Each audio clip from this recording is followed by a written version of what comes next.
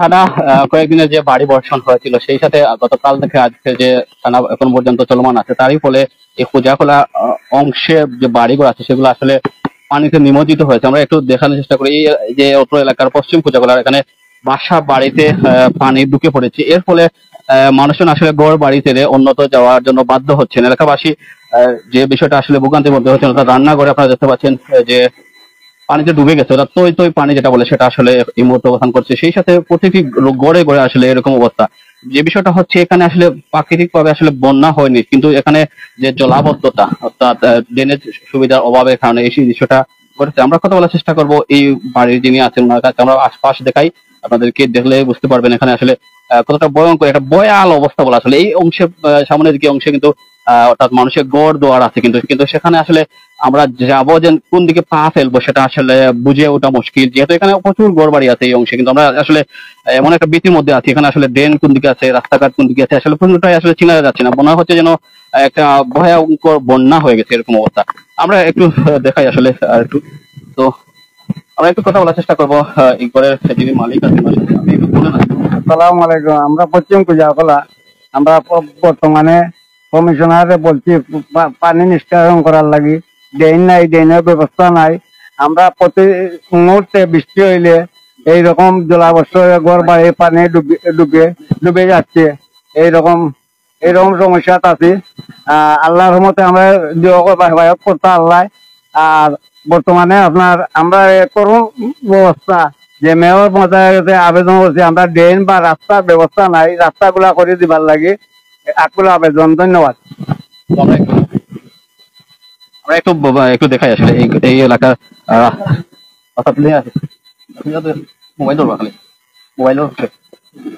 তো যে বিষয়টা আমরা বলতে চাচ্ছিলাম, অর্থাৎ এখানে আসলে এমন একটা অবস্থা হয়েছে, রাস্তাঘাট কোন দিকে আসলে সেটা বোঝা মুশকিল হয়ে গেছে। অর্থাৎ বোঝা যাচ্ছে না কোন দিকে রাস্তা কোন দিকে বাড়িঘর। তো এত একটা ভীতিকর অবস্থা। আপনারা দেখতে পাচ্ছেন এখানে পানি আসলে কতটুকু, এখানে ব্যাঙের আনাগোনা দেখতে পাচ্ছেন। অর্থাৎ ব্যাঙ সাপ এরকম এখন ঘটনা ঘটবে, ঘর বাড়িতে ঢুকবে, এটা স্বাভাবিক একটা চিত্র। অর্থাৎ আপনারা দেখতে পাচ্ছেন এখানে পানি কতটুকু আর বাকি রয়েছে গড়ে ওঠার জন্য, আর পিছনের অংশটা আসলে ডুবে গেছে। তো এটা একটা ভয়ঙ্কর অবস্থা, ভীতিকর অবস্থা। কোথাও পা ফেলার জায়গা নেই, মানুষজন থাকবে যে আমরা যেন এখানে চলাফেরা করতেছি আসলে খুবই সাবধানতার সহিত চলাফেরা করতেছি। এখানে পানির আবার স্রোতও আছে প্রচুর। তো আমরা এখন অবস্থান করছি সিলেটের পশ্চিম কুজাখোলা অংশে। এখানকার প্রতিটি জনপদ আসলে পানিতে নিমজ্জিত হয়েছে। রাস্তাঘাট একদম কুল কিনারা হয়েছে। পুরোটা আসলে হলে একটা জনসমুদ্রে বা পানির যে জলপ্রপাত সেটা আসলে বলা আসলে একটা ভয়ঙ্কর একটা অবস্থা। আসলে কিভাবে আসলে আমরা বুঝাবো এই অংশটা দেখাই আসলে এই যে পুরোটা আসলে রাস্তাঘাট, এই রাস্তার মধ্যে এত বেশি পানি, দেখেন হাঁটুর উপরে পানি এখানে অবস্থান করছে। তো এটা একটা ভয়ঙ্কর একটা ভীতিকর অবস্থা। দেখতে পাচ্ছেন দোকানপাট আসলে ডুবে যাচ্ছে, দোকানের অংশটা আমরা যদি দেখাই দোকান ডুবে যাচ্ছে। অর্থাৎ বলা চলে যে অল্প বৃষ্টি হলে এই অঞ্চলে প্লাবিত হয়।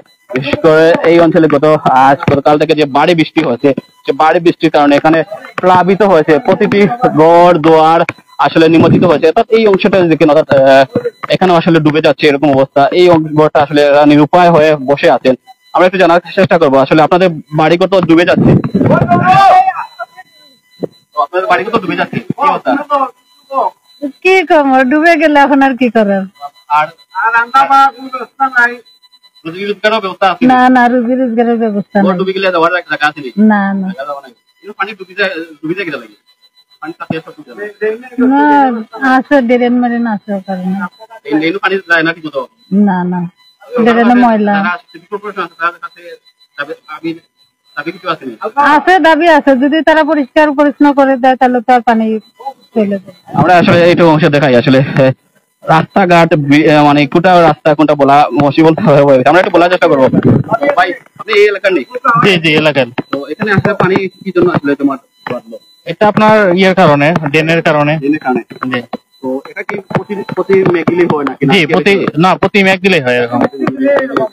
জি। তো যারা আসলে সিটি কর্পোরেশনের দায়িত্বে আছে তাদেরকে কি বলবো?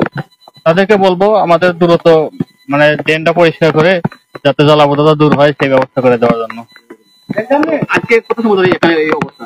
এটা আপনার সকাল থেকে বা কালকেও ছিল এরকমই। জি বাড়তেছে। যে বিষয়টা আমরা আসলে লাইভ থেকে বিদায় নিব, অর্থাৎ এই অত্র এলাকার প্রতিটি ঘর আসলে ওকে একটু দেখাই আপনাদেরকে, যেহেতু লাইভে ঢুকলাম একটু দেখাই।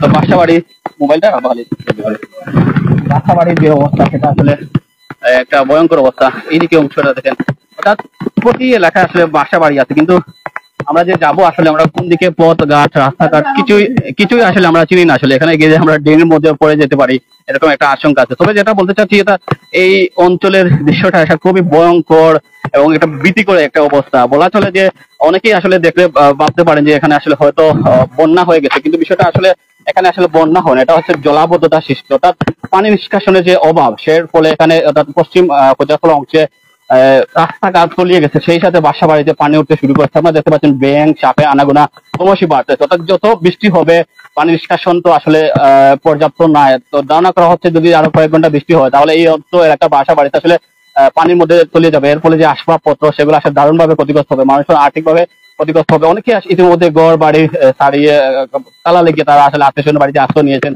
তো যাদের কাছে এই দায়িত্ব আছে, সিটি কর্পোরেশন বা যারা আসলে পানি ব্যবস্থাপনার দায়িত্ব আছে, তাদের কাছে আকুল আবেদন যাতে করে এই অত্র এলাকার মানুষের কথা চিন্তা করে এই পানি নিষ্কাশনের ব্যবস্থা যাতে ভালো করে করা হয়, যাতে করে আসলে বৃষ্টির সাথে সাথে যেন পানিগুলা নদীর মধ্যে নিষ্কাশন হয়। ধন্যবাদ সবাইকে।